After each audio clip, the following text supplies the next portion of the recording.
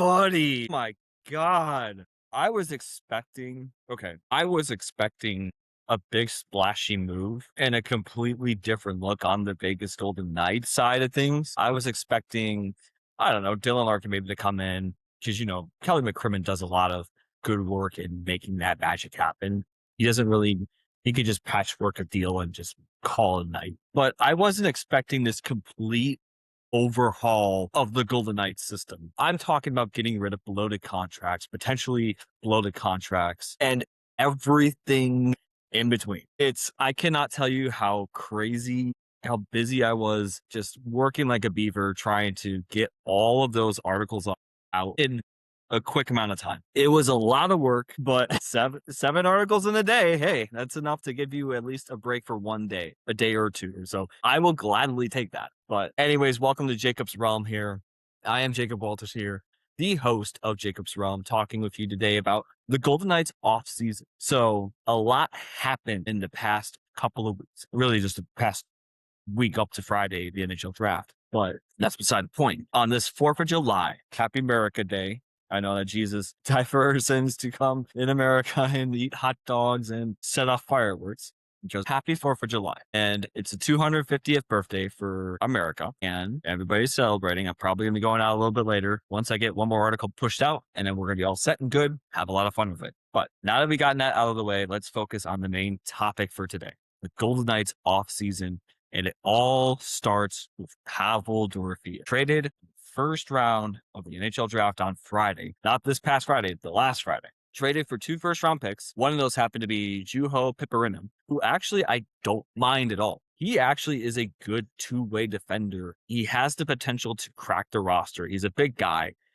He looks so poised handling the puck. He doesn't look like he makes a whole lot of errors. So I would love to keep him around. But knowing how this organization runs, they usually will just dish out any first round pick or former first round pick they can get for a player that they can easily upgrade, i.e. a veteran. So wouldn't be surprised if it was traded because Golden Knights, that's what they do. But Pavel Dorofeyev is the main topic of discussion here. So if you don't know, he got a 7-year, 11 million, 711, oh thank heaven, deal to play for the New York Rangers. Rangers acquired him.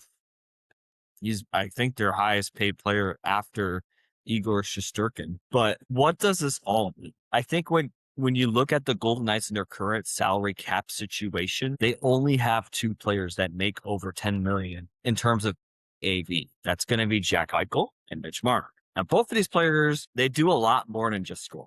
They also help on the power play. They also help on the penalty kill. They're also very good on the two-way front. They're also seasoned veterans that can put up a lot of points in a game. So really, you would want to pay those guys that kind of money, as opposed to a younger guy like Pavel Dorofeyev, whose main specialty is just the power play. And he scored 20 power play goals last season. And I know that he's younger and whatnot, but you're not going to be able to pay a guy that much money. And not only that, you would have an additional player that makes more than 10 million AAV on the roster. You don't want to handicap yourself in terms of your salary cap structure. That's not what teams like the Carolina Hurricanes do. That's not what teams like the Florida Panthers do. If you know, a common theme of those teams is that they have a very balanced build in terms of salary cap structure, how they pay their guys, if they can get the right guys in the right fit for the right amount of money. It's not necessarily the whole low cost of living or no income tax or whatever conspiracy theory that people just want to throw out there. It's more along the lines of balance and looking at the Anaheim Ducks. And by the way, I posted an article this on VegasHockeyNight.com. Check it out, VegasHockeyNight.com. All the latest news, latest rumors, the latest editorials and opinions. Get it right there. I talked a little bit about this. And Anaheim, believe it or not, was set up in a position to basically be like the Golden Knights and the Hurricanes and the Panthers. They had their salary cap all balanced out. They had good role-playing guys in good positions. Like Chris Kreider's a good pickup. You can't argue with that. And you also have younger guys that can come in on cheaper deals. But the problem now is that he gets an offer sheet from the Philadelphia Flyers for $18 million for 5 years. And the funny thing is that Pat Verbeek over in Anaheim was sitting on his hands the entire time. And now you're wondering, oh my God, what are we going to do about this situation? Now we have to either pay this guy a ton of money, or we're going to have to get like 4 or trade him over to Philadelphia and get 4 draft picks. It's not a good move per se. I mean, they could theoretically just let him go, Philadelphia, and just not bite the bullet on that. But the thing with the Anaheim Ducks and Pat Verbeek is that he said that he would match any offer. And now Philadelphia is putting that to the test, and they'd be like, hey, we're going to give him 18 million. If you can't match that, he's ours. And you're like, boy, basically Anaheim shot themselves in the foot. They made the fatal error of not getting him taken care of sooner. And believe it or not, Cutter Gauthier is in the same situation. And it's not a good situation to be in. You also lost Jacob Trouba, who ironically went to Minnesota, who that's a pretty sizable contract in their own right. You're talking about 4 years for $8.25 million for a guy over 30 years old. And not only that, they went one step further by acquiring Darnell Nurse from the Edmonton Oilers, and they're paying his entire salary. Edmonton doesn't pay a single penny. Darnell Nurse is being paid entirely by the San Jose Sharks. And now San Jose is in a lose-lose situation where now they also have to worry about Macklin Celebrini and Will Smith, which, boy, you got to pay Macklin Celebrini probably $20 million AAV. It's probably going to come down to that. And that's not a good place that you want to be if you're the San Jose Sharks, because now Leo Carlsson's getting a ton of money and you have to worry about Celebrini. I'm the Celebrini. And then you got Will Smith, not Fresh Prince of Bel-Air, but regular old Will Smith from the San Jose Sharks who plays center and right wing. And now you're in this compromised position where you're worried, oh my gosh, what are we going to do in this situation? Are we going to be able to keep our guys? And not only that, Yaroslav Askarov is also a restricted free agent next year, which he's also arbitration eligible. So all of a sudden, the Pacific Division is in a weird spot where the teams that were supposed to come out, now they're supposed to be up and coming, they hit a massive bump in the road. And the Golden Knights are looking at the situation like, that couldn't be us. We got rid of Pavel Dorofeev while we could. We wanted 7 to 8 million from him. He just decided he wanted a lot more. 11 million, go kick rocks, plain and simple. And that's part of what makes certain teams in the NHL a lot better than others. It's not because of the no tax advantages. It's not because of salary cap circumvention. It's that these front offices know a lot better than other people do. And you look at the Carolina Hurricanes, you look at the Florida Panthers, you look at the Golden Knights. They all have one theme in common, is that they know how to work the salary cap. And a lot of people with bad inferiority complexes really want to push the narrative that they're cheating. It's not the case. That has not been the case for a long time. It has not been any sort of case ever since this became a thing. And people just want to complain and they just want to make up stuff all the time. So leave it as it is. Let's not go any further with it. And the Golden Knights kind of dodged the bullet here. And I know that Dorothy is probably going to perform very well in New York, as he should, because he is a very good goal scorer. He's very good from the point. He has a very good shot. He snipes very well. But you're not going to realistically pay him $11 million per year, because that would be a waste of $11 million on the Golden Knights. And yes, the salary cap is expected to go up. But do you really want to put that money towards a player that can only shoot the puck and that's it? No offense to Dorothea, but it just seems like his game is a little bit linear. Just a little bit. Not too much. So for the Golden Knights, it's not as bad as it seems. I think with the Golden Knights, they've always operated under the guise of, hey, we focus on the players on the front of the jersey. We focus on the front of the jersey as opposed to the back. So it's not really a big deal. We're always going to be comfortable. I mean, look at past examples with Marc-Andre Fleury or Jonathan Marchessault. Although he wasn't traded, he was actually just let go and he went to Nashville and signed a deal there. It's a business, guys. It's a business. You're in it to win it. You're not going to be looking for media attention like the Dallas Cowboys. And they're the only NFC team, and I hate to say it, but they're the only NFC team in the new millennium that hasn't made the NFC Championship. Only one. Even the Detroit Lions have. The Golden Knights. You want to be that instead of them or the Toronto Maple Leafs or any of these other teams that are focusing on just just look at what happened with the Kansas City Chiefs. Magical salary cap work there, too. Just saying. And sorry to all the Cowboys there. But it's unfortunately, it's the reality that you're talking. I feel for you guys. You deserve a lot more. You deserve a lot more from your team, and you deserve more winning football. And if you guys want to check out this episode or the other episode, go to jacobsrealm.com. You'll find everything there. You'll find my entire portfolio there. You can also check out VegasHockeyNight.com again. That's where you get all the latest news from the Vegas Golden Knights, the latest rumors, everything swirling around. We're talking a little bit about Mark Stone. And is he going to leave? I don't think so. He loves the city too much. But let's be honest for a second. Like he's way too beloved in the city to even consider trying to move him. But I do want to get into one deal that I loved from the Golden Knights, and that is Victor Olofsson returning. On the note of Pavel Dorofeyev leaving and suddenly you not having a shooter, now you have a guy who is a budget pickup, and now he's the guy that he can score goals. He can score goals, and quite simply, he's not afraid to shoot the puck. He works the corners well. He's good on the power play. When he was with the Vegas Golden Knights, he scored 15 goals and 14 assists, and I believe that was also a cheap deal too. So he comes back from the Colorado Avalanche. He comes in, and he's getting a second stint. If you remember his time with the Golden Knights, he scored 6 power play goals. That's actually really good. And mind you, he didn't play a full season because he dealt with injuries. And that I was very, very happy to see that he picked up that deal because he deserves to come in and just light it up. Is he going to replace Pavel Dorofeyev's production? No.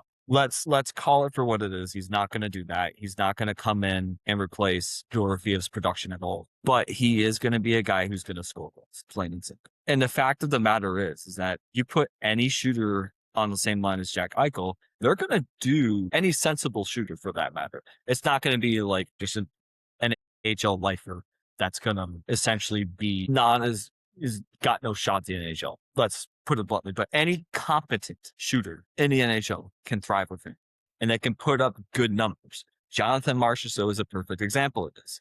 You remember 2023 and 24. He did very good. Scored 42 goals. Almost had the franchise record for most goals in a single season. Almost had it.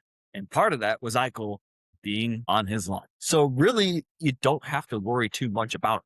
You don't have to worry too much about who's going to shoot the puck. Believe it or not, Eichel does shoot the puck.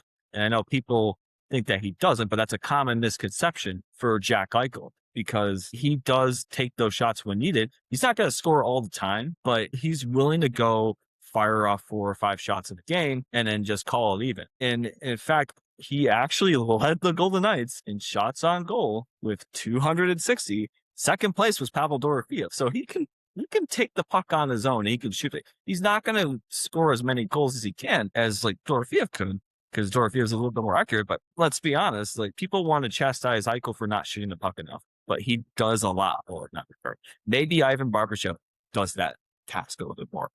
Maybe Mark Stone takes on that task a little bit more. But I don't think that shooting the puck is going to be as big of a problem for the Golden Knights as people make it out to be. Because for the Golden Knights, they always managed to find a way to replace the scoring. It was the same thing with Marchessault when he left. It was the same thing with Pacioretty when he was traded. It's going to be okay. And you know what? The Golden Knights do have some young talent that's waiting in the wings. So you want to get those guys up and you want to get them as much NHL exposure as possible. So it's a perfect opportunity for them to take the reins.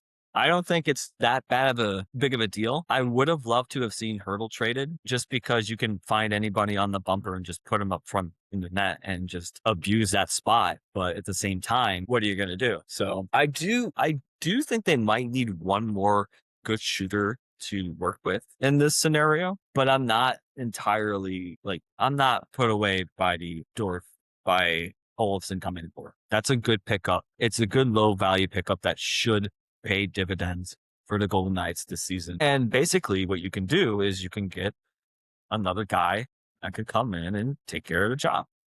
Plain and simple. All is not lost in the land of the Vegas Golden Knights. All is not lost in the realm. So plenty of opportunities for guys to shoot the puck and score goals. That's all I'm going to say. I do have one little concern, and it involves Rasmus Andersson. Now, he signed a deal. It was a rumored handshake deal that was going on behind the scenes, and everybody was jumping on the bandwagon and saying it was a done deal. I normally try to wait on that because if you try to make an assumption like, oh, he signed a 7-year deal worth blah, blah, blah, you got to journalistic accuracy. So opinions are one thing, but you have to be accurate with the news. But looking at Rasmus Andersson, he signs the 7-year deal worth $8.5 million. And he wanted to come here. He wanted to be a part of this community, which, hey, that's perfectly fine. But he only had 6 assists during the Stanley Cup playoffs this season. And that is not going to get the job done. Plain and simple. And Golden Knight fans will also point at his little miscues and blunders during Stanley Cup final, i.e. game 2. So there's a good reason for why Golden Knight fans are a little bit icy on this deal, because let's be honest, he really didn't perform up to expectations in terms of what he was expected to do. But you have to look at it on this side too. There were some reasons why he didn't perform. He was having a lot of issues with his visa, with his immigration. That can affect your mentality going into a season and going into a new environment. So it's entirely understandable that Anderson would kind of flounder a little bit.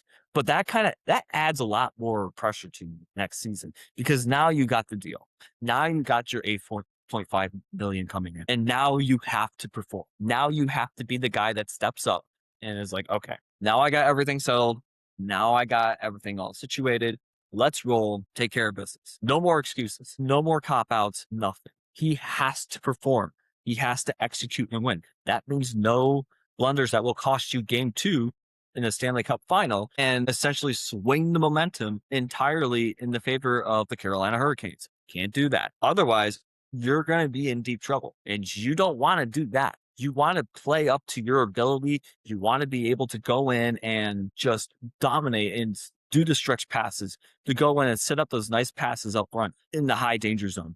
You want to do all of that and be a success. But the thing is, there's no excuse for playing poorly now. You got everything all settled. Your visa situation is all set. At least I would hope it is. But the point still stands. Now you got the contract. Put up or shut. Plain and simple. Because if you don't, well, it's going to be probably the worst deal. And we saw what happened with Adin Hill. Adin Hill signs a $6.25 million deal in March 2025, performed very well, but then he deals with an injury and a completely underwhelming performance for the Golden Knights. He's injured. He lets in like 3 or 4 goals per game. It's a complete, utter, unmitigated disaster. And fans are now calling for him to essentially be jettisoned out of here. And I get it. And I totally get it, because it's very tough to explain, but you don't want your weak links to hold you back, plain and simple. You don't want your weak links to hold you back. You don't want certain players to underperform or be injured all the time. Some players can get away with that, like Mark Stone can completely get away with that, because he always performs. Like, this year was his best year, arguably. But at the same time, if you're a player like Adin Hill or Rasmus Anderson, then people are going to come out with torches and pitchforks. So I want to see what Anderson can do next season. I want to see if he can live up to the hype. He can live up to the entire expectation of being that prime time performer. Can he do that? And I want to see him live up to that hype. So there were also some minor moves that were made too in this situation, this offseason. That included Keaton Colasar going to the Detroit Red Wings. I know a lot of people were expecting Dylan Larkin to go over in that deal, but Steve Yzerman has been, unfortunately, very picky. And unfortunately for the Golden Knights, they're probably going to have to wait until the trade deadline, or maybe a little bit earlier, to work that deal if the Detroit Red Wings are not performing up to snuff. So it is what it is. The good news for Vegas is that they got the draft capital to work, but Yzerman is thinking a little bit differently right now. He wants to get an impact player or a superstar on his team in this deal. I mean, he asked for Matt Boldy from the Minnesota Wild, and that was a big red flag for the Minnesota Wild. Like, can't really pay that much. No. Well, what are we doing? So proceed with caution is what I say, because you know that the Minnesota Wild, but the Detroit Red Wings are going to come into this. They're going to want something big in return. They're going to want something big, whatever it takes to get the best players on board, whoever it is, like any draft picks they can get. Preferably, you want them to take on the draft picks and be all set, situated. But seeing how Steve Yzerman's kind of negotiating with this, that's going to be a lot easier said than done. So, but I do want to say that one other trade that I was surprised by, and this was more of an impressed kind of trade, was Akira Schmid fetching a 3rd round pick from the Florida Panthers. That impressed me quite a bit, because here's the thing with Akira Schmid.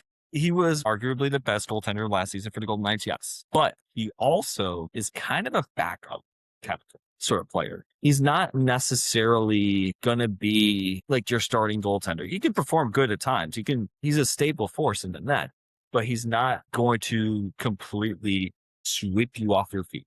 He's not going to go in and surprise a lot of people. So I was quite impressed by that deal. Getting a 3rd round pick in that whole situation was something. So I'm glad that the Golden Knights got that. I'm glad that they accumulated all that draft capital, and they even got Parker Wotherspoon from the Pittsburgh Penguins, which is a big deal. He's a great 2-way defender. He can block shots. He can go and hit people. He does a lot for the Golden Knights. And I think that that's a big, big deal if you're trying to look for a good middle to lower tier defenseman on your roster. So, and honestly, people kind of soured on Korzak a little bit quicker than expected. So it's not surprising that he got dealt, especially after he got a pretty sizable deal with the Golden Knights. So not surprising at all. And not really surprising. I mean, a little bit of a surprise, but not really, was Jeremy Lauzon getting extended with the Golden Knights. And that made it a little bit easier for Keegan Kolesar to be moved off to the Detroit Red Wings, because now that you got Lauzon here, he's going to be your enforcer. He's going to be the guy that is going to make your team tough and physical. You don't really need a guy like Keegan Kolesar now to do that. You can just ship him off and save $2.5 million on cap space on that front. And with Lauzon now, he brings that physicality. He's good on the pound to kill. He's good with making exits. That's not a bad pickup. I was surprised by $4 million in terms of his cap hit, but hey, it's a decent deal for him. So I would definitely love that deal for him any time of the week, anytime. So can't complain about it too much. Can't complain. Honestly, with this offseason, I'm a little bit underwhelmed that there wasn't a big splash. I know that Golden Knight fans are relatively spoiled on that front, but it's kind of the expectation that you do something big. And maybe that's gotten to our heads. Maybe that's kind of messed with us a little bit. Still, you have to love what Kelvin McCrimmon has done with the roster. He got his decor set up. It's actually not a bad decor. I really like what they did. They got a cheaper option in Parker Wotherspoon, $500,000 you're paying him. Good pickup. And then you also got Victor Olsen back in the mix. That's a good pickup too. And you can at least hope that Rasmus Anderson picks up the pace next season. So fingers crossed. All right, guys, I'm going to leave it at that. Be sure to check out jacobsrealm.com. That's right, jacobsrealm.com. You can get the latest podcast episodes right here. You can check out my portfolio as well. I'm going to get cranking on getting a YouTube channel set up so you can see highlights and clips and other stuff as well, such as travel. And you can also check out VegasHockeyNight.com. This is where you get all the latest news, the latest rumors, the latest editorials and opinions. This is where you're going to find it. So be sure to go to VegasHockeyNight.com. And you can also check out Vegas Hockey Night and Golden Knights fans on Facebook. Check out FS Vegas Hockey, aka Vegas Hockey Night, on X or Twitter or whatever you want to call it. And you can also check out Jacob Vegas Hockey Night on TikTok as well. And you can also check out Jacob Vegas Hockey Night on Instagram. So a little bit of promotion for you on that front. I'm Jacob Walters here of Vegas Hockey Night saying so long, have a good night, and you guys stay out of trouble. Peace.